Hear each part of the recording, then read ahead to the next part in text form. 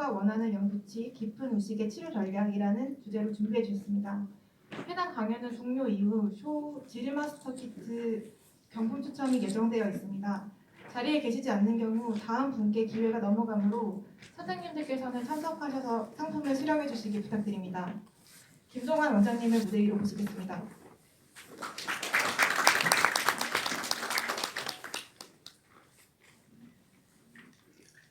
안녕하십니까. 소개받은 김동환입니다.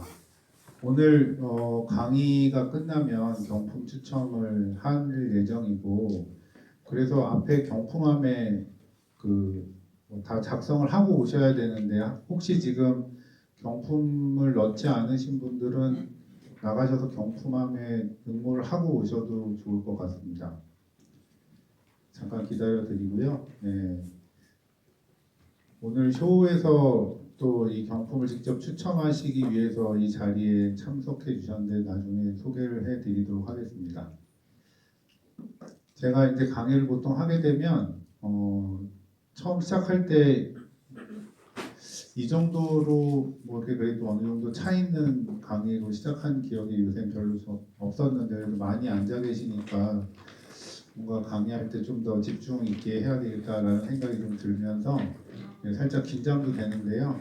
네, 아까 제 치과를 볶음 치과라고 소개시켜 주셔서 약간 그 긴장감이 좀 풀리는 것도 있었습니다. 네, 이제 시작해 보도록 하겠습니다. 제가 어제 경영 강의를 들었었거든요. 여기 2시 40분쯤에 하는 그 강의를 들었는데, 강의 내용이 너무 좋고 강의도 너무 잘하시고, 근데 저 강의를 보고 내가 과연 할 수 있을까? 이런 생각이 들면서, 제가 오늘 강의 내용은 제가 제 걸 보여드리고 뭐 열심히 설명드리고 이거보다는 제 강의를 듣고 좀 따라해보고 싶다라는 그런 생각이 드시게 강의를 전달을 해야 되겠다라고 마음을 먹게 되었습니다. 물론 그분의 강의가 뭔가 문제가 있었다고 말씀드리는 건 아니고요. 제가 이렇게 해야 되겠다라는 영감을 얻었다는 얘기죠. 그래서 제 강의에는 중간중간에 언급하는 논문의 링크가 QR코드로 나올 거고요. 그걸 찍으시면 다운로드를 받으실 수 있게 되어 있습니다. 그리고 영상들도 한번 가셔서 또 찬찬히 보실 수 있게 유튜브에다 올려놨고요. 그 유튜브 채널을 마지막에 연결시켜 드릴 수 있게 QR코드를 만들었기 때문에 마지막까지 계시라고 말씀을 드리고, 물론 마지막에 이제 저희가 경품도 있잖아요. 이 경품은 강의에 사람이 없을까봐 준비한 건데 그래도 많이 오셔서 너무 감사하게 생각하면서 시작을 해보도록 하겠습니다. 오늘 강의의 목적은 이 전 시간에 이제 뭔가 이렇게 환자와 치과 의사가 만족하는, 원하는 그런 이제 유치에 대한 치료 그 제목에서 영감을 받아가지고 제가 카피를 한 겁니다. 제 제목은 아니고요.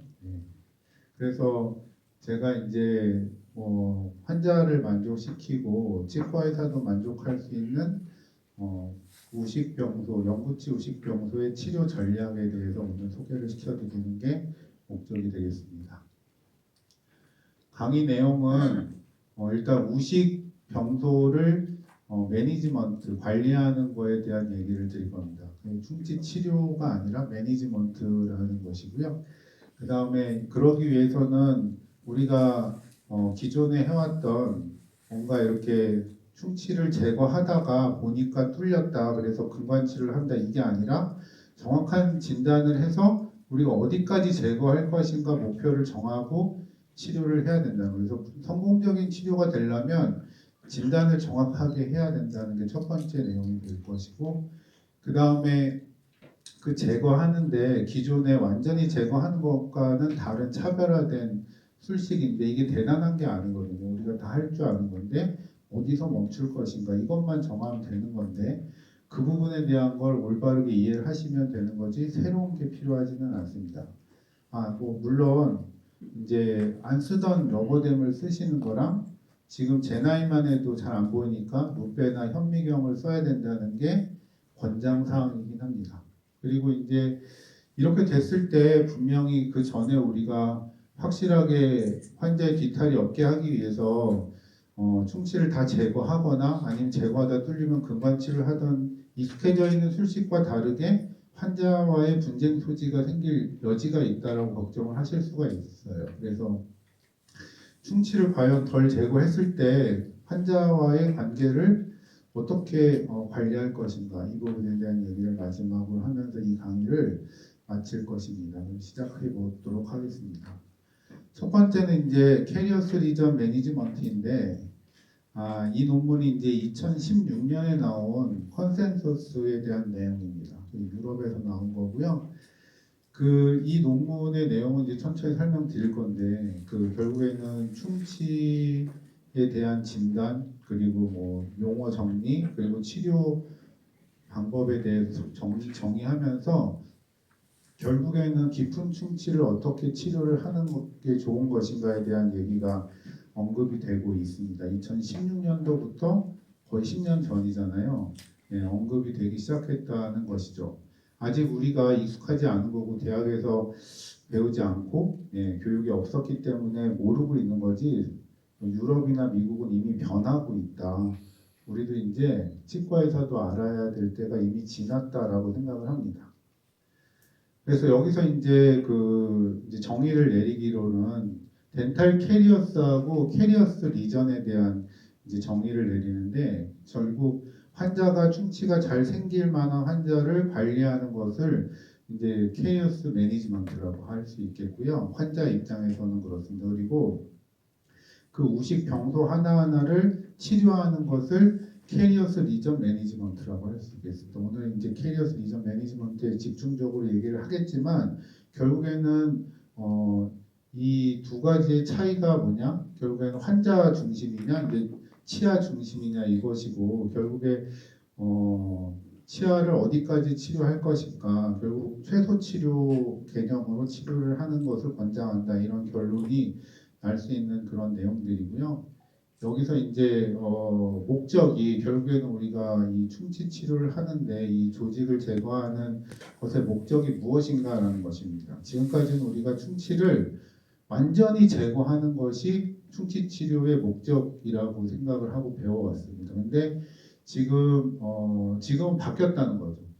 결국에는 충치 치료의 목적은 그 환자의 증상을 없애고 그 치아를 계속 써갈 수 있게 치아의 생존을 할 수 있게 만드는 것이 충치 치료의 목적이기 때문에 완전한 충치 치료는 지금은 권장하지 않는다. 이런 결론을 내리고 있습니다. 그래서 그 충치 치료의 가이드 라인을 보시게 되면 결국에는 많은 조직을 남기는 것이고 결국엔 치수의 생활력을 유지하는 것이고 그래서 치수 노출을 피하는 것이고 환자가 뭔가 힘들어할 만한 것들을 좀 조절을 할 수 있는 통증 조절을 하는 것 이런 것들이 결국에는 제일 핵심적인 내용이 된다는 것입니다.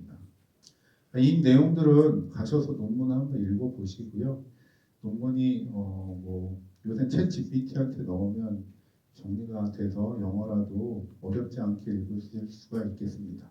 그래서 이 논문에서 하는 얘기는 조직학적으로 이런 식으로 왼쪽에 있는 이런 구별이 가능하지만 결국에는 우리가 임상적으로는 이 하드니스에 맞춰서 충치를 제거해야 된다. 우리가 조직학적으로 현미경을 들여보다 보면 충치 제거를 할 수 있는 게 아니기 때문에 손의 감각에 따라서 충치를 제거하게 된다라는 것이죠. 그래서 보시면은 소프트 덴틴을 제거하는 거에 대해서는 이견이 없으실 겁니다. 얘는 당연히 제거를 해야 되겠죠. 이제 레더리 덴틴부터 제거하는데 이제 조금 고민이 될 텐데요. 레더리 덴틴은 우리가 버로 제거할 때 이게 약간 탈회가 됐기 때문에 가죽 같은 느낌이 나는데 얘를 이렇게 로터리 핸드피스로 굽는다든지 아니면은 뭐 스푼 이스카베이터로 긁어낼 때 덩어리로 그냥 떨어져 나오면서 밑에 치수가 노출될 가능성이 있기 때문에 얘를 굉장히 조심스럽게 제거를 해야 되는데요. 얘를 제거하는 가장 안전한 방법은 제가 생각하기로는 유기물만 남아 있잖아요. 탈해가 되어 있으니까 NaOCl로 소킹을 하는 방법으로 안전하게 이 부분을 이렇게 제거를 할 수가 있겠습니다. 그 다음에 이제 이 폼 덴틴은 우리가 조금 단단하지만 스푼 익스카베이터로 긁으면 긁히는 그런 거고요. 하드 덴틴은 이제 완전히 건전한 상아질이 되겠죠. 그래서 우리가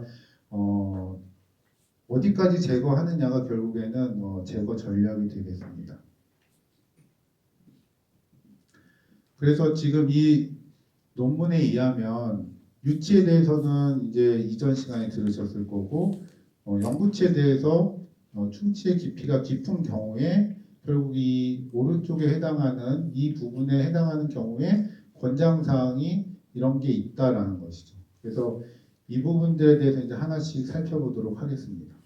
그래서 깊은 우식에 대해서 정의를 내리면 덴틴이 이제 3분의 1 정도 그 이하로 남아 있을 경우 그리고 치수가 노출될 위험이 있는 경우라고 정의를 내릴 수가 있겠습니다. 이런 경우에 지금 아까 보셨던 충치 제거 방법들 중에서 대표적인 게 우리가 지금까지 해오던 완전한 충치 제거 방법이 있을 수 있겠고요. 이런 경우에는 치수가 노출이 되면 바이탈 펄프 세라피로 넘어가야 되는데 이 바이탈 펄프 세라피는 결국에 캐핑하고 토미 이런 걸 말씀드릴 수가 있겠습니다. 그래서 얘를 가능한 피할 수 있는 방법은 깊은 데는 제거를 하지 않는 그런 선택적으로 충치를 제거하는 방법이 되는데 그거를 선택적 우식 제거라고 말씀드릴 수가 있겠고요. 이 세 번째 이제 단계적 우식 제거는 선택적 우식 제거를 했을 때 뭔가 이 선택적으로 제거하는데도 뚫릴 것 같은 경우 이런 경우에는 일단 첫 번째 단계에는 그 뚫릴 것 같은 데는 생각보다 약간 소프트한 것만 제거하고 레더리는 놔두는 이런 방식이 되겠습니다. 그리고 기다렸다가 더 한 1년 정도 기다렸다가 다시 들어가는 이 두 단계로 접근하는 방법이 되는데요. 각각에 대해서 이제 설명을 드려보도록 하겠습니다. 그래서 비선택적으로 제거하는 방법은 완전한 충치 제거를 목적으로 하는 예전 방법이고 지금은 권장하지 않는다. 과잉진료다라고 정의를 내리고 있어요. 지금 과잉진료라는 단어가 굉장히 불편하게 들리실 거고 저 또한 좀 불편한데 이거에 대해서 나중에 한번 더 언급을 해드리도록 하겠습니다. 그래서 지금 이렇게 보시는 것처럼 46번에 굉장히 깊은 충치를 제거하는 걸 제가 영상으로 한번 보여드릴 건데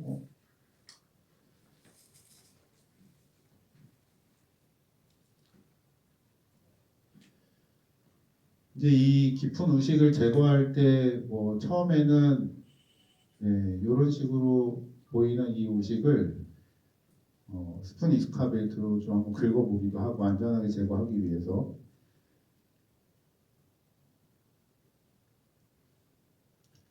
이런 로터리 피스를 사용하기도 하면서 제거를 하는데 결국에 뚫렸어요.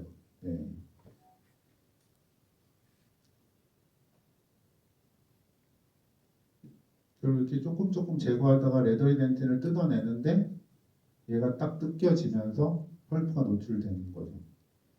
자, 이런 경우에 우리가 이제 뚫렸으니까 나의 경험에 의하면 이거는 이제 엔도 해야 되겠다 이런 이제 생각이 많이들 드실 건데요. 어쨌든 지금 이렇게 완전한 제거를 하다 보면 뚫릴 수 있다라는 게 지금 완전한 우식 제거의 문제점이라는 것이고요. 그 다음은 이제 선택적 우식 제거인데 이 선택적 우식 제거는 우리가 충치를 제거하는 그 부분을 이 레더리 덴틴 근처 어딘가에서 멈춘다는 거죠. 그렇지만 핵심은 변형부에 한 1.5mm 내외. 지금 논문에 의하면 2mm라고 하는데 한국 이런 동양인들 입장에서는 2mm는 좀 과한 것 같고 한 1.5mm. DJ 근처에서 2번 라운드 바를 사용해가지고 도랑을 파는 느낌으로 이렇게 쭉 도랑을 형성하시면 되는데요. 처음에는 이게 내가 이 정도면 충분하겠지라고 생각을 하시고 제거를 하겠지만 생각보다 나중에 엑셀 찍어보면 방사선 투과성이 계속 보이는 걸 확인하실 수가 있기 때문에 굉장히 빡빡 긁어야 된다. 이거는 이제 경험이 좀 쌓이셔야 되는 부분이고 그렇다고 그거를 내가 이번에 제거를 제대로 못했으니까 실패야라고 하지 마시고 한 번 더 치료하시면 됩니다. 그래서 제거는 핵심은 가운데는 보존하고 0.5mm 정도 남겨놓는 게 핵심이고 모서리 부분을 빡빡 긁어서 결국에는 완벽한 실링을 얻는다. 이게 핵심이 되겠습니다. 그 다음에 이제 단계적 우식 제거는 아까 설명드렸지만 처음에 충치가 너무 깊어서 뚫릴 것 같으면 처음부터 제거를 조심스럽게 하는 게 아니라 아예 건들진 않는 그런 컨셉인데 뭐 NaOCl 정도 소킹하는 걸로 멈추시고 거기에 주변만 긁어가지고 베이스를 까는데 여기 베이스의 종류는 어차피 6개월에서 1년 안에 다시 들어갈 거니까 GI를 써도 된다고 되어 있지만 GI보다는 처음부터 레진을 하시는 게 확실히 안전하겠죠. 그래서 레진이나 그 외에 RMGI 이런 걸 선택을 하시는 게 권장사항이긴 합니다. 그렇게 해서 첫 번째 1단계 재료를 제거를 하시고 2단계에서는 이제 결국에는 우리가 목표로 하는 재강화를 유도해서 제거가 될 만한 그 좀 뭔가 여지가 남아 있을 때 이제 충치 제거를 추가로 더 들어가는 이 2단계 방법을 쓰는데요. 우리가 임상적으로 얘를 사용하는 경우에는 의도적으로 이렇게 쓸 일이 있을까? 이런 생각이 제가 들면서 의구심이 들었고 이 방법에 대해서는 저는 몰라도 될 때 스테바이즈 리무벌이나 이제 컴플릿 리무벌을 하라고 이제 소개를 하고 있죠. 결론적으로는 우리가 깊든 안 깊든 셀렉티브 케어스 리무벌이 1번이에요. 그동안 우리가 해오던 방법은 아까 제가 조심스럽게 꺼냈던 단어인 과잉 진료입니다. 그래서 그 외에 우리가 지금까지 과잉 진료를 하고 있었다라고 모르고 하고 있는 거죠. 그래서 이 논문은 지금 조금 전에 그 ADA의 논문의 근거가 되는 링크 논문이에요. 한번 같이 읽어보시면 좋을 것 같아가지고 제가 이 논문도 같이 연결을 해드리겠습니다. 그냥 검색을 그냥 이런 셀렉티브 캐리어스 리무벌이나 딥 캐리어스 리무벌에 대한 매니지먼트에 대한 그런 검색을 하시면 이런 논문들은 그냥 자동으로 상위권에 노출되는 논문들입니다. 자, 그러면 이제 환자 입장에서는 덜 제거하고 다 좋은데 치과의사 입장에서는 지금까지 이렇게 이 얘기만 들어가지고는 이게 진짜 되는 거 맞아? 내가 해도 될까? 뭐 이런 걱정이 있으실 수가 있겠죠. 그때 이제 아까 제가 처음 설명드린 것처럼 제 오늘 강의의 목적은 누구나 따라할 수 있는 강의가 됐으면 하는 게 목적이고 그래서 굉장히 정확하게 진단을 하면 여기에 맞는 케이스가 있다는 거죠. 그래서 어떤 진단을 해야 되는가, 어떤 항목들을 체크해야 되는가에 대해서 알려드릴 예정이고 그 다음에 이걸 어떻게 제거하는 게 올바른 이제 제대로 된 치료 방법인가. 결국에는 핵심은 어디까지 제거할 것인가 그리고 또 제거해야 되는 데는 또 얼마나 어느 정도 영역으로 확실하게 제거를 할 것인가 이런 부분들이 중요할 것 같습니다. 그 부분도 세 번째로 다룰 예정입니다. 그 다음에 결국에는 뭔가 치료 성공률은 약간 떨어질 수 있습니다. 지금 생각하시는 우리가 그동안 해왔던 완벽한 진료라고 생각하는 우리가 할 수 있는 최선의 진료를 제공하는데 이게 과잉 진료라고 말씀드렸지만 이거가 성공률이 우리가 생각하는 90에 100% 사이라 어디쯤이라고 한다면 지금 이 치료의 치료 성공률은 70에서 80 어디 선상입니다. 그러니까 성공률이 낮죠. 그래서 우리가 그동안 안 해오던 거고 조심스럽게 피해왔던 건데 이 부분을 환자한테 권할 때는 굉장히 또 안전한 뭔가 안전장치가 있어야 되는데 그게 뭔가 환자한테 충분히 설명을 하고 이 치료에 대한 동의가 있어야 되고 재치료 시 비용에 대한 또 뭔가 안내가 있어야 되고 이런 게 확실히 있지 않으면 이런 치료를 약간 치료의 성공률이 떨어지는 치료를 우리가 진료실에서 쉽게 할 수 없게 되니까 이 부분이 굉장히 중요할 수가 있겠습니다. 그 다음에 마지막으로 뭔가 우리가 엔도크라운 할 때 한 환자한테 버는 돈의 그런 수가나 매출이 있는데 갑자기 우리가 치료비를 그 2분의 1, 3분의 1 이 정도로 이렇게 줄여가지고 비용을 받으면 병원의 매출이 갑자기 확 주는 거 아닌가? 이런 걱정을 하실 수가 있겠는데 이 부분도 다시 제 경험을 말씀을 드려보도록 하겠습니다. 이거는 이제 비용을 조금 그동안 해오던 거랑 다르게 약간 우리가 설계를 좀 다시 해볼 필요가 있겠습니다. 그래서 이제 말씀드리는 이제 본론인데요. 정확한 진단인데 우리가 충치 진단을 하기 위해서는 이 충치만 놓고 진단을 하면 안 되고 결국 이 치수의 상태라든지 이런 것까지 같이 놓고 진단을 해야 되니까 결국 지금 이 말씀드리는 이제 이거는 유럽 쪽 논문인데요. 펄파이티스라든지 이런 에피칼 그 리전에 대해서 우리가 다룰 때 어떻게 진단하고 치료를 해야 되는가에 대한 가이드라인이고 이 논문도 한번 이렇게 차근차근 읽어보시면 많은 도움이 되실 거라서 이렇게 공유를 해드리겠습니다. 이 논문에 의하면은 일단 그 전체 대략적인 그런 그 전략이 있습니다. 이 전략에 따르면 바이탈 펄프 세라피나 루트 카널 트리트먼트를 하면 된다. 이걸 권장한다는 거죠. 펄파이티스에는. 그 펄파이티스인데 이게 결국에는 우리가 예전에는 펄파이티스면 무조건 루트 카널 트리트먼트를 해야 된다라고 알고 있었던 거랑은 조금 변화가 생긴 거죠. 결국에는 우리가 바이탈 펄프 세라피가 재료의 발전이 되면서 MTA나 이런 거를 사용할 수 있게 되면서 이제 이거를 가지고 무분별하게 풀 엔도를 하는 것 자체를 이제는 권장하고 있지 않다. 대안이 있고 그럼 둘 중에 뭘 선택할 것인가라고 봤을 때 왜 이 두 개를 이렇게 같이 놨지만 권장사항은 저는 바이탈 펄프 세라피 쪽에 무게를 두고 있는 거라고 생각을 하고 있고요. 마찬가지로 이제 결국에는 에피칼 리전이 있을 때만 루트칼 트리트먼트를 하라고 얘기를 하고 있는 거죠. 바이탈리티가 없고.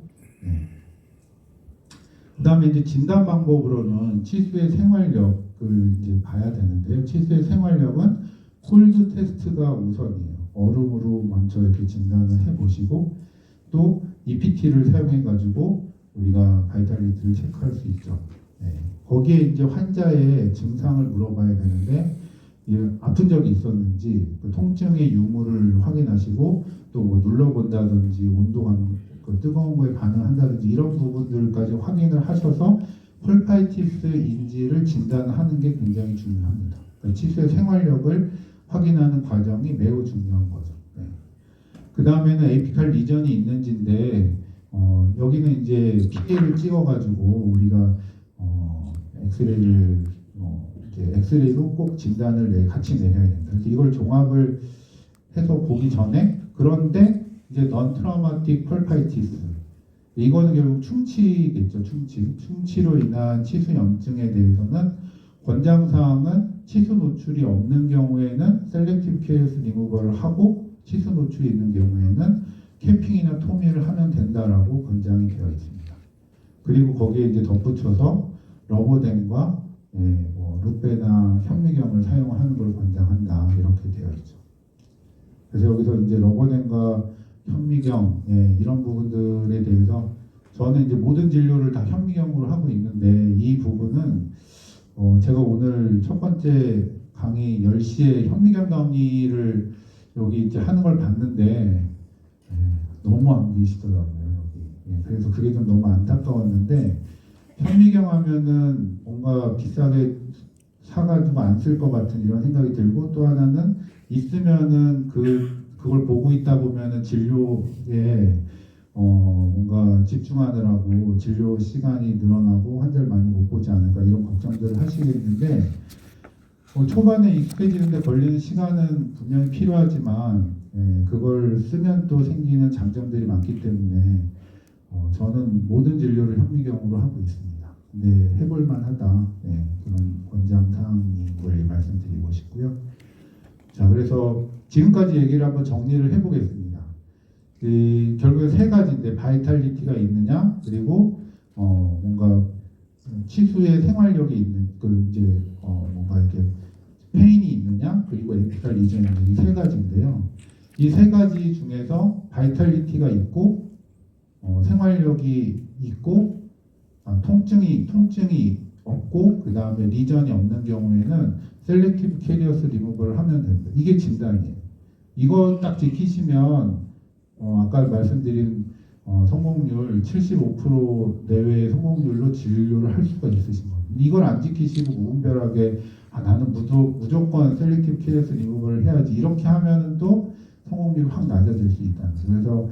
그래서 아무리 깊더라도 환자가 바이탈리티가 있고 리전이 없고 통증이 없으면 그러면 그때는 셀렉티브 캐리어스 리무벌을 하시면 되는 거고요. 거기에 통증이 있다. 자발적인 통증이 있다. 근데 에피칼 리전이 아주 얇게 PDL 와이드닝이 보인다.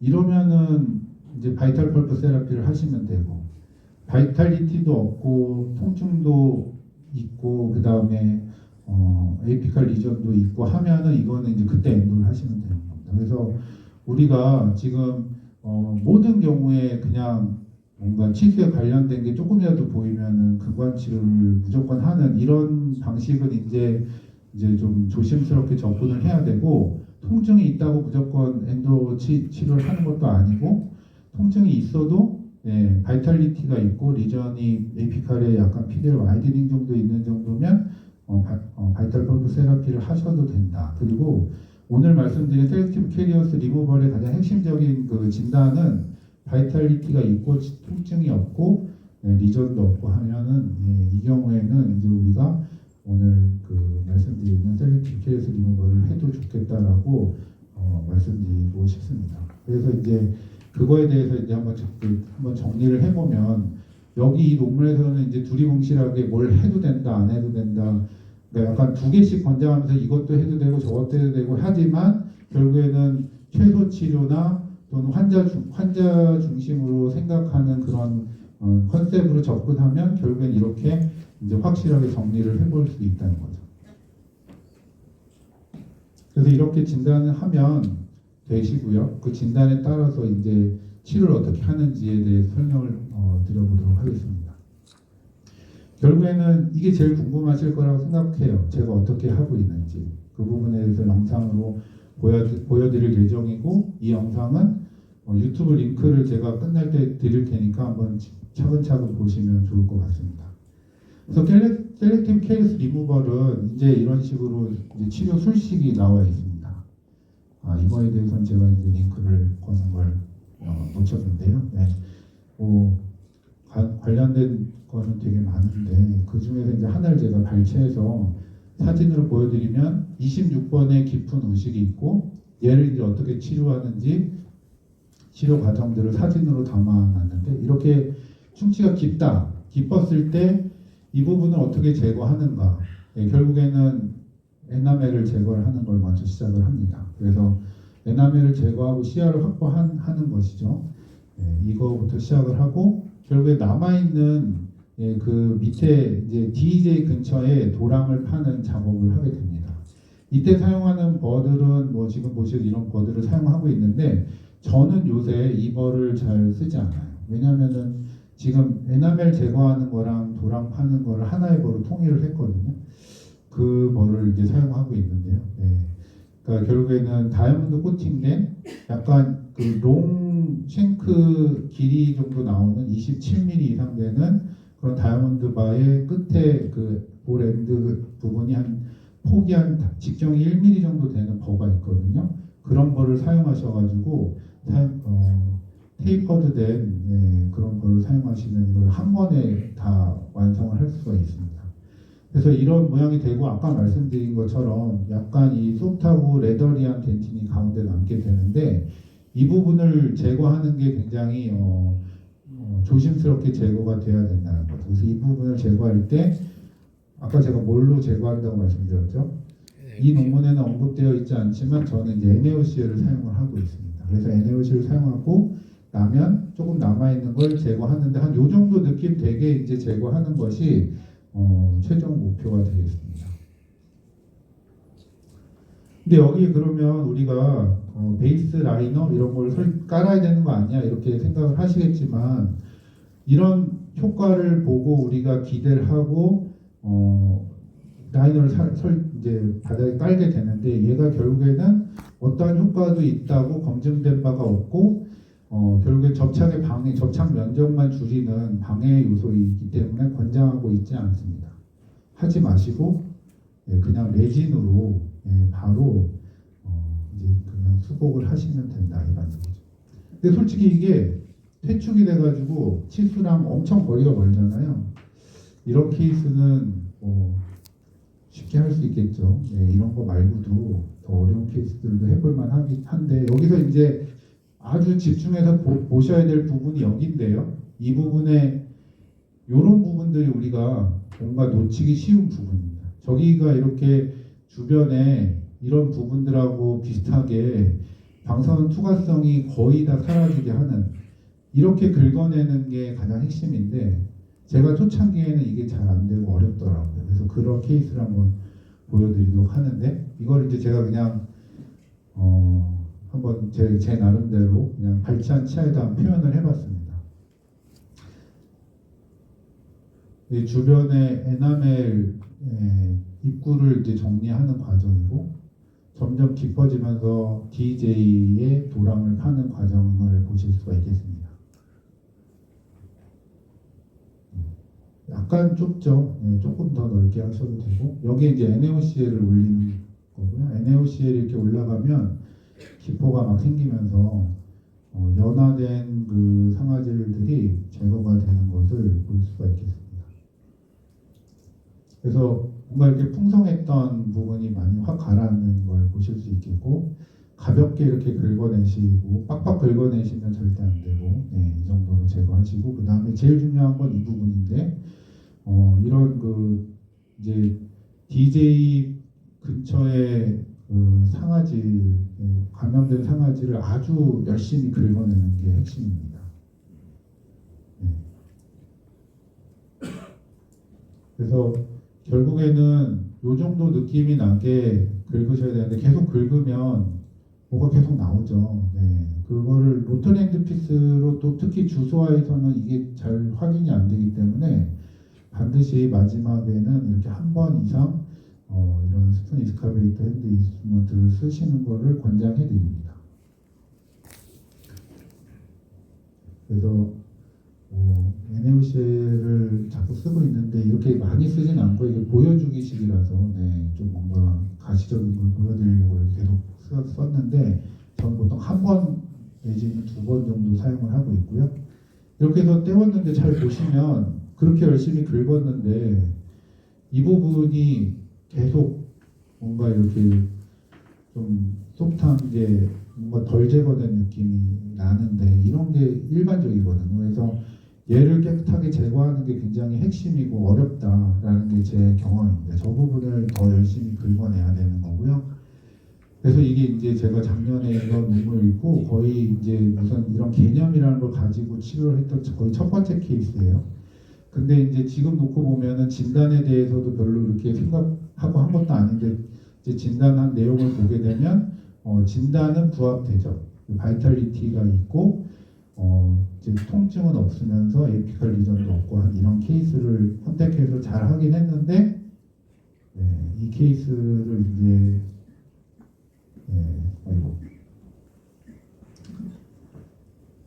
시간 관계상 어떻게 제거했는지는 안 보여드려도 되겠네요. 지금 보시면은 이렇게 끝난 거예요. 지금 그 치료 결과가 이렇게 끝난 거고 결국 이 환자가 한 6개월쯤 지나서 오셔가지고 계속 시리시다.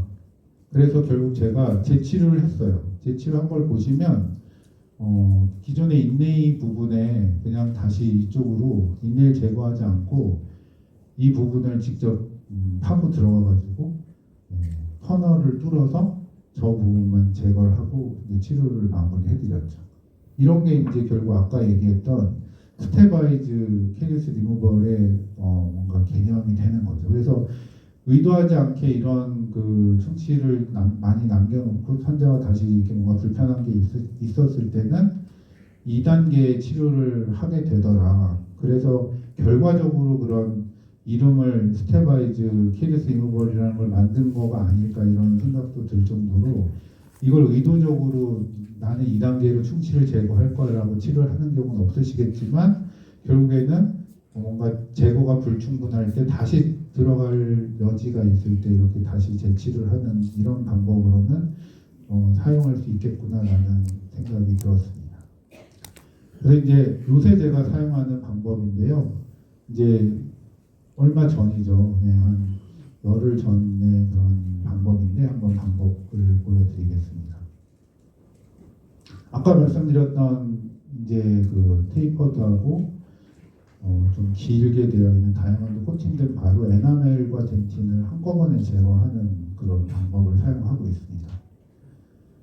이렇게 되면은 확실하게 뭐 너무 과량의 무리하게 많이 제거하는 거 아닌데 충분히 시야를 확보하고 그 밑에 있는 이제 언더마이닝된 감염 상아지를 제거할 만한 DJ 특히 교환면 쪽에 걸려 있다고 우리가 막 파고 들어간다고 팔 수가 있는 거가 아니기 때문에 어느 정도 시야 확보와 접근 제거가 가능한 그런 제거를 해야 되는 게 지금 가장 핵심이라고 생각을 해서 이렇게 한꺼번에 좀 시원하게 제거를 하시는데 조심스럽게 막 우리가 한다고 결국엔 이렇게까지 다 제거를 해야 되는 상황이기 때문에 한 번에 이제 이렇게 제거를 하는 편입니다. 이걸 가지고 어느 정도 도랑도 파고 하게 됩니다. 그리고 지금 가운데 남아있는 저 감염된 레더리한 부분을 NaOCl로 녹이는 과정이죠. 그리고 이제 스푼 익스카베이터로 꼼꼼하게 긁어내게 됩니다. 근데 여기도 좀 스푼 익스카베이터로 가운데 부분을 건드리고 긁어내면 잘못하면은 덩어리째 뜯겨져 나올 수 있기 때문에 이건 매우 주의가 필요합니다.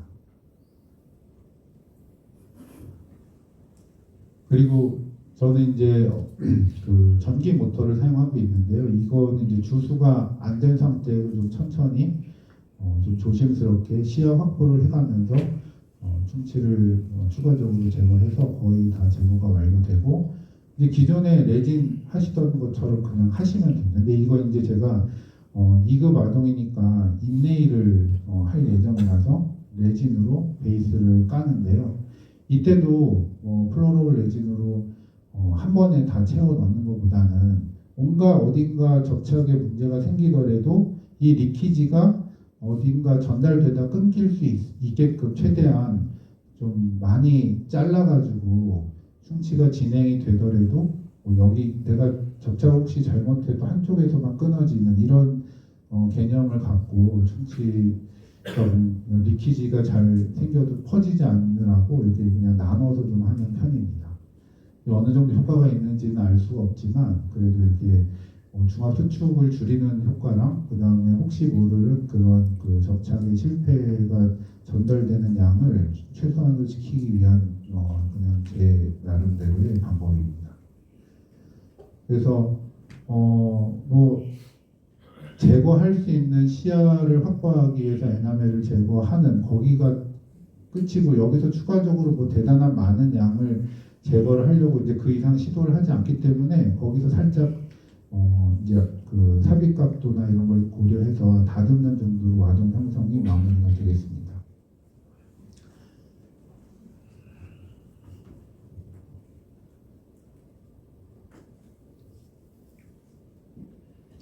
이 이후에는 인레이 접착 방법인데요. 이거는 넘어가고 시간이 없으니까 다 접착을 하면 이렇게 끝난다. 이렇게 설명드리고 엑스레이가 마지막에 있을 텐데 한번 보고 가시죠. 그래서 저희 직원이 PA를 잘 못 찍어요. 그동안 제가 한 번도 안 찍다가 요새 한 1년 동안 계속 찍게 시켰는데 한 번에 되는 게 아닌 것 같습니다. 이걸 찍었을 때 일단 콩컷도 없어야 되고 에피칼도 잘 나와야 되는데 환자한테 여러 번 찍기가 미안해서 할 수 없이 그냥 찍으면 그냥 보내드리고 하는 편인데 보시면 엄청 깊죠. 근데 일단 예전에 비하면은 제가 이 부분에 엄청 신경을 많이 쓰고 이게 가능한 많이 제거되게 노력을 하는 편이기 때문에 이제 이 정도가 됐는데 처음에는 이게 잘 안 되더라고요. 그래서 이런 부분들이 많은 노력이 필요하고 지금 보시면은 치수 거의 뚫린 거 아니야 이런 생각이 드시겠지만 이런 환자들은 굉장히 만족하고 잘 쓰고 계신 편입니다. 자, 그 다음에 아까는 이제 이 옆이 열려 있는 경우고요. 이게 인전면에 뭔가 우리 인내이 안 하고 싶으면 이제 인내를 안 할 수 있는 방법도 있다라는 방법으로 하나 소개를 시켜드릴 텐데요. 터널링이라고 제가 대학교 수련받을 그러니까 20년 전에 책에서만 보던 방법인데 요새 많이 하고 있습니다. 그래서 이렇게 그 와동이 뭔가 인전면 하방으로 이제 루트 캐리어스처럼 시작해서 올라오는 경우에는 네, 되게 많죠. 이렇게 할 게 많은데 그 중에서 이제 제가 요거 하나만 먼저 해보겠습니다. 방법은 똑같아요. 근데 인전면의 그 에나멜을 걷어내지 않는다는 거. 그리고 이제 이게 루트 캐리어스니까 뭔가 내가 제대로 제거할 수 있다는 확신이 있어야 되고 그 다음에 다 제거가 되더라도 여기에 쓰는 레진이 불소를 함유하고 뭔가 충치 예방 효과가 있어야지 또 지속 가능하고 오래 쓸 수 있을 것 같아서 레진을 사용하는 그런 컨셉이 살짝 다릅니다. 지금 마찬가지로 그 확실하게 열어주시고 충치를 제거하는데요. 얘는 뭐 버로 아무리 흔든다고 해도 제거가 안 될 것 같아서 일단 스푼 이스카비오트를 좀 떠내고 있습니다. 뭘 충치를 긁어낸다 이런 개념은 아니고 그냥 진짜 퍼내는 겁니다. 네.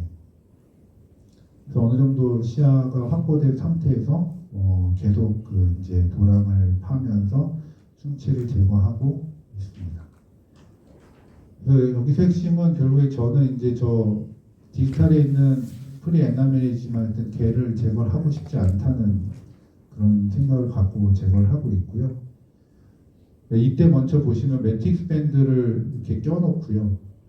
근데 이제 잘 들어가지 않기 때문에 저걸 나중에 또 추가로 조금 더 위치를 바꾸기도 하는데 어쨌든 이렇게 밴드를 끼고 하면 그 구멍 뚫려 있는 그 이제 치은을 보호할 수 있고 출혈을 좀 방지할 수 있는 그런 효과가 있습니다.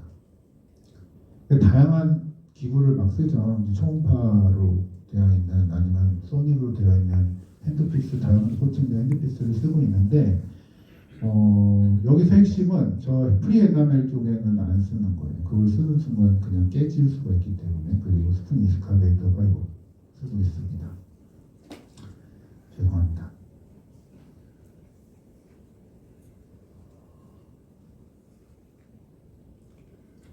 그래서 지금 그 제가 여기서 놓친 게 있으니까 처음부터 가면은 여기 요 제거할 때 초음파 기구를 제가 사용하고 있잖아요. 여기 그 초음파 기구 사용하는 요 구간이 결국에는 그 지금 이 진지발 쪽에 있는 그 충치 제거를 하는데 얘를 출혈을 좀 덜 시키려고 쓰고 있는 거고요. 여기에 로터리 핸드피스를 잘 안 쓰시는 게 안전할 거라고 생각을 합니다. 그래서 요거 제거를 이렇게 깨끗하게 한다. 그리고 이제 애칭하고 애칭하고 이제 우리가 본딩할 때 여기가 되게 제가 이제 흔하게 놓치기 쉬운 과정인데 러버댐을 끼고 있잖아요. 그 입안에 이제 러버댐을 끼고 있기 때문에 환자가 뭔가 방습이 되니까 입안에 뭐 이제 침이나 물이 없을 거라고 생각을 하시겠지만 꽤 많이 이렇게 스며 나갈 수 있기 때문에 접착 직전에 한번 물을 싹 빼주셔야 되세요. 뭔가 이렇게 그냥 계속 하던 그런 이제 탄력 받아가지고 진료를 쭉 하다 보면 접착하는데 다시 이 역으로 이 방습되어 있다고 생각하는 부분에 방습이 되어야 될 부분에 침이나 물이나 피가 이렇게 다시 스며 나오면 처음부터 다시 해야 되기 때문에 반드시 애칭까지 하시고 입안에 석션해서 반드시 딱 빨아들여 주시고 조금 더 이제 이거를 이제 관리를 하고 싶으면 꺼즈를 이렇게 그 근처에다 이렇게 몇 장 깔아주시면 더 도움이 될 수 있습니다. 그래서 그런 행위가 필요하시고 그러고 나서 통법으로 레진을 하시는데 여기서 이제 제가 강조해서 말씀드린 건 이 오프닝 되어 있는 진지발 쪽에 이 윈도우에다가 쓰는 레진이 좀 특별해야 된다. 그게 뭐냐면 효에서 나오는 자이오모가 포함되어 있는 레진을 쓰시는 겁니다. 여기다 이걸 쓰는 이유는 이제 충치가 더 진행되지 않게 하는 거랑 예방 효과도 있고 해서 충치를 이렇게 치료했을 때 하나 단점이 뭐냐면 그 옆에 있는 인접면에 충치가 분명히 있을 가능성이 높고 이미 있거나 또는 다시 생길 가능성이 높은데 거기를 우리가 이렇게 열어서 접근하면은 접근이 되는데 그 옆에 치아가 얘로 하면 접근이 안 되죠. 그러니까 그래서 충치가 주변에 또 다시 생길 가능성이 많고 이미 있던 걸과 치료가 작더라도 좀 필요한 경우에 이런 경우에 이제 그런 레진을 쓰는 게 좋겠다는 거고 그 다음에 제가 써봤는데 이런 터커라고 교정용 와이어 이렇게 조작하는 그 터커를 이용해 가지고 매틱스 밴드를 다시 이렇게 밀어넣고 위치시키는 게 굉장히 유용하다. 그래서 걔도 한번 써보시고 그러면 이제 완전히 이렇게 매틱스 밴드가 들어가는 게 보이고 지금 이 레진이 지금 여기다 쓰는 레진은 저는 이제 그 자이오모가 포함된 레진을 썼으면 하는 게 제 바람인 거죠. 그걸 쓰시는 걸 권장해드리고 그러고 나서 이제 근데 걔가 이제 약간 방사선 투과성이 좀 낮아서 뭔가 제대로 치료된 느낌이나 이런 걸 확인하기 위해서는 덴틴 쪽에는 이런 식으로 이제 방사선 투과성이 높은 레진들을 쓰시고 또는 뭐 필러가 많이 함유된 그런 레진들을 쓰시면 더 좋겠다. 그래서 벌써 레진을 두 종류를 쓰게 되고요. 그다음 마지막에 교환면에는 이제 이렇게 팩커블 레진으로 마무리를 하고 있습니다. 그래서 세 단계로 레진을 사용하는 이유에 대해서 설명을 드렸고요. 네. 이제 강의가 거의 끝나가는데 시간은 끝나가는데 제 강의가 아주 양이 많아서 이제 좀 빨리 해보도록 하겠습니다. 그다음 이제 마지막으로 뭐 이러다가 뚫리면 바이탈 펄프 세라피를 해야 되는데 그 중에 첫 번째가 캐핑인데 아까 보셨던 그 영상인데 그 영상의 뒷부분 캐핑을 어떻게 하는가 뒷부분이 있습니다. 그래서 NaOCl로 일단은 어느 정도 소킹을 하고 소독을 하고 그 위에 이제 MTA를 사용하고 MTA를 이렇게 짜서 넣고 젖은 코튼으로 붙여주고 그다음에 마지막에 이제 눌러서 어느 정도 고정을 한 다음에 레진으로 올리거나 아니면은 GI로 때우다가 시간차를 두고 다시 레진을 하시면 되겠습니다. 이런 모든 영상은 지금 제 유튜브 링크에 다 있으니까 차근차근 보시고요. 이런 경우에 이제 크라운 프랩을 하게 되겠죠. 크라운 환자가 임플란트는 절대 싫고 브릿지로 해달라고 하시는 케이스였는데 굉장히 이제 레이저 버전이 심하고 그래서 프랩을 하다 보면 완전히 뚫리는 건 아닌데 비쳐 보이는 이런 뭐 경우에 얘를 어떻게 할 것인가 엔도를 할 것인가 근데 이거를 이제 엔도를 하지 않고 파셜 펄포토미만 해도 성공할 확률이 굉장히 높다는 것이죠. 그래서 파셜 펄포토미는 이 MTA가 뭔가 이렇게 담겨져 있을 만한 깊이 한 2, 3mm 정도만 파내고 지혈이 핵심이에요. 염증이 있는 지금 이건 염증이 있어서가 아니라 프랩 중에 뚫리는 거기 때문에 염증이 없는 경우에잖아요. 그래서 염증이 없을 때는 이렇게 이렇게 MTA가 고정되고 유지될 수 있는 깊이만 파내시면 충분하지 않을까 이런 생각이 듭니다. 그래서 이런 방법은 보통의 충치 치료할 때는 이걸 권장하지 않고요. 충치 치료할 때는 지금같이 이렇게 뭔가 증상이 있고 리전이 여기 있는 거 보이시죠? 리전이 있지만 바이탈리티가 있다고 확인되면 이런 경우에는 이렇게 풀 펄포토미를 하시면 됩니다. 그래서 풀 펄포토미랑 파셜 펄포토미에 대해서 이렇게 뭔가 고민을 하시지 마시고요. 뭔가 이렇게 프랩 중에 뚫리는 충치가 아닌 그런 원인, 뭔가 염증성이 아닌 경우에는 당연히 뭐 캐핑이나 파셜 펄포토미도 가능하지만 가능하면은 이런 리전이 보일 때는 증상이 있고 리전이 있더라도 이 정도 바이탈리티만 있다면 풀 펄포토미를 하시는 걸 권장을 해드립니다. 이 환자 같은 경우에는 올해 3월에 오셔가지고 깊은 충치를 이렇게 치료를 해드렸는데 결국에는 6월 달에 리전이 조금 더 커져가지고 제가 이 히스토리를 다 알잖아요. 그럴 경우에는 이제 이렇게 토미를 하게 됩니다. 그래서 토미하는 과정인데 오프닝을 해서 이렇게 오프닝이 되면 이제 여기서부터는 위에 그 뚜껑을 열어주는 그런 시간을 갖게 됩니다. 결국에는 우리가 어디까지 제거하느냐인데 오리피스까지 제거하시고 거기서 지혈을 얻으려고 노력을 하시면 되고요. 지혈이 잘 얻어지면은 거기서 멈추시면 되는데 지혈이 잘 얻어지지 않을 때는 염증이 남아있다라고 생각을 하시면 되고 추가적인 염증을 제거하기 위해서 더 깊이 들어가야 되는데 이때 이제 보통 지혈을 하기 위한 노력들을 뭘로 하냐면 처음에 이렇게 NaOCl로 제거를 하고 소독을 하는 그런 과정을 거치고 요거는 이제 전용 소닉 팁입니다. 그래서 이 팁을 이용해 가지고 그 오리피스에서부터 조금씩 한 1mm, 2mm 이렇게 들어가다가 지혈이 얻어지면은 근데 얘가 열이 발생하거든요. 약간 이제 화학적인 케미칼 번도 일으키면서 지혈이 되는 효과도 있는 거라고 저는 이제 혼자 생각을 하고 있는데 어쨌든 이런 점점 지혈이 돼가는 이런 과정을 거쳐서 조금 부족한 데는 추가적으로 지혈을 시키는 이런 과정을 거쳐서 지혈을 완성을 하게 되고 이때 뭐 지혈이 잘 안 될 때는 다양한 방법을 쓸 수가 있는데 이런 식으로 압박 지혈을 해보시는 것도 한번 효과적이고 어쨌든 당일날 지혈을 하셔야 되고 그 다음에 얘를 또 뭔가 남아있는 걸 NaCl로 제거하면 뭔가 이렇게 그 이제 응고됐던 게 다시 녹아가지고 출혈이 또 될 수가 있거든요. 그래서 그냥 스푼 이스카베이터로 좀 조심스럽게 걷어내면서 씻어내는 것도 효과적일 수 있습니다. 그래서 이렇게 어느 정도 지혈이 됐다고 생각해가지고 MTA를 적용하고 제거한 다음에 봤는데 약간 이제 출혈이 다시 올라왔다.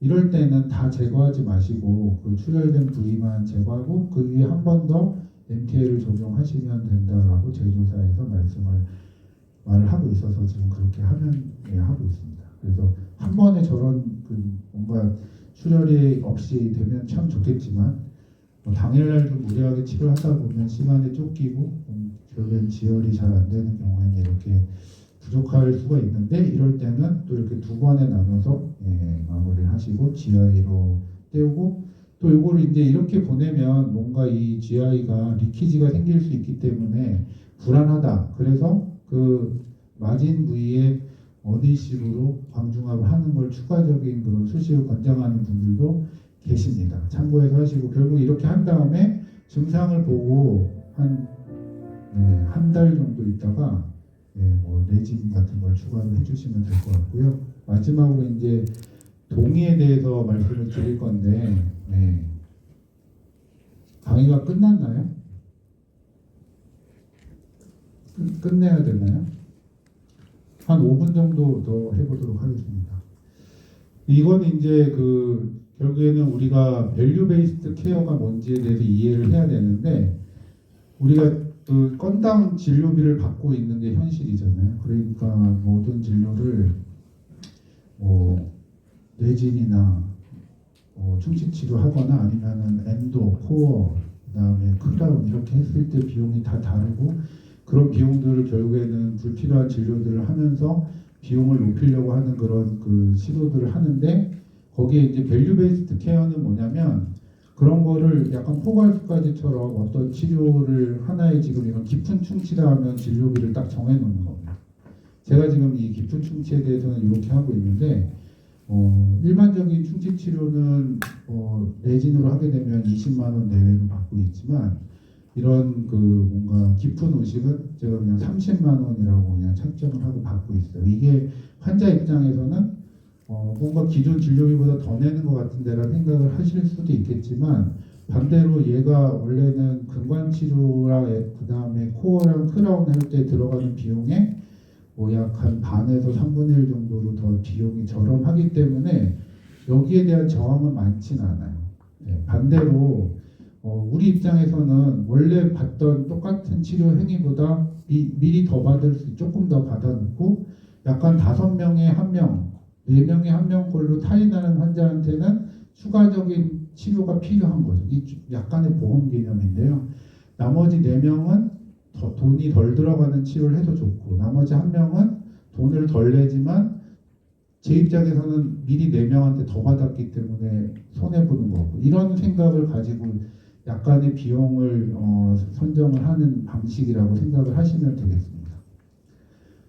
그러면 이제 결국에는 중요한 거는 뭐 코어 아웃컴 셋이라고 하는 이 단어 때문에 이 논문을 올려드린 건데, 코어 아웃컴 셋은 결국에는 이 치료를 평가하는 기준이 됩니다. 근데 이제 우리가 환자가 이 코어 아웃컴 셋을 기준으로 치료를 선택했을 때 깊은 의식에 대해서 이런 생각들을 하고 이제 설명을 드리게 되죠. 그러면 결국엔 우리가 그동안 해왔던 엔도랑 그 다음에 크라운을 하게 되는 깊은 충치를 치료하는 무조건 다 제거하는 그런 방식은 이 과잉 진료라고 하는 거라고 하는 거에 대해서 제가 이제 불편한 생각이 들어서 한번 검색을 해봤는데, 과잉 진료는 환자한테 불필요하거나 또는 과도한 의료 서비스를 제공하는 거라는 것이죠.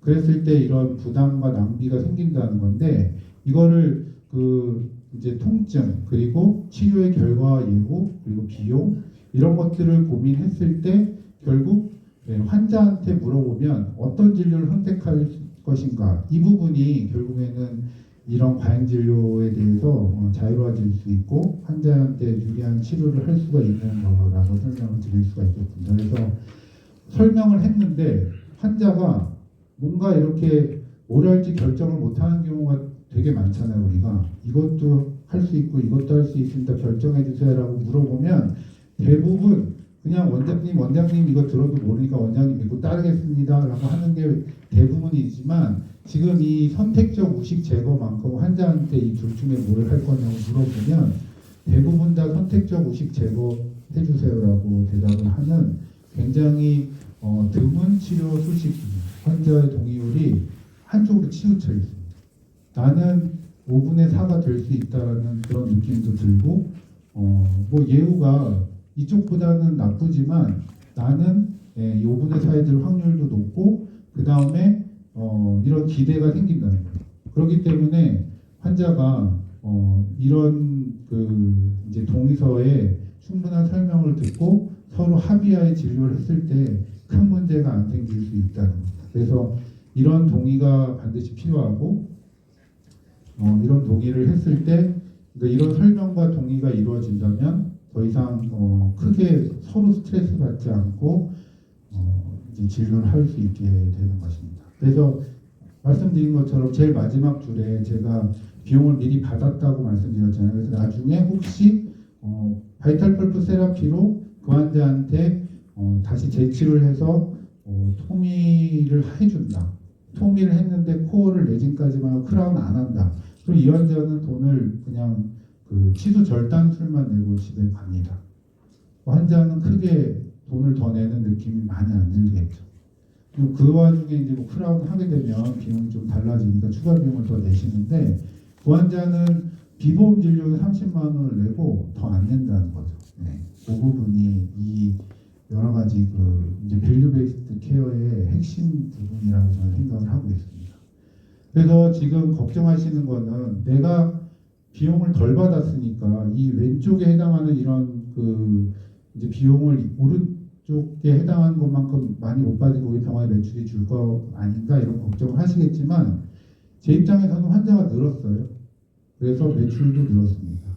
생각하시는 거 좀 늘었겠지 이게 아니라 많이 늘었습니다. 그래서 그렇다 보니까 이런 것들을 하는데 입장에서 뭔가 제 개인적인 경험은 굉장히 좋습니다. 그런 부분들을 뭔가 구체적으로 밝히기는 어렵지만 치과에서 이거를 하면서 손해보는 일은 없을 것 같다라는 게 제 생각이고, 이상으로 제 강의를 마칠 거고요. 제 링크, 영상 링크는 제 교육용 유튜브가 있는데 아트덴트라고 하는 유튜브에 들어가시면 영상을 차근차근 보실 수가 있을 것입니다. 네.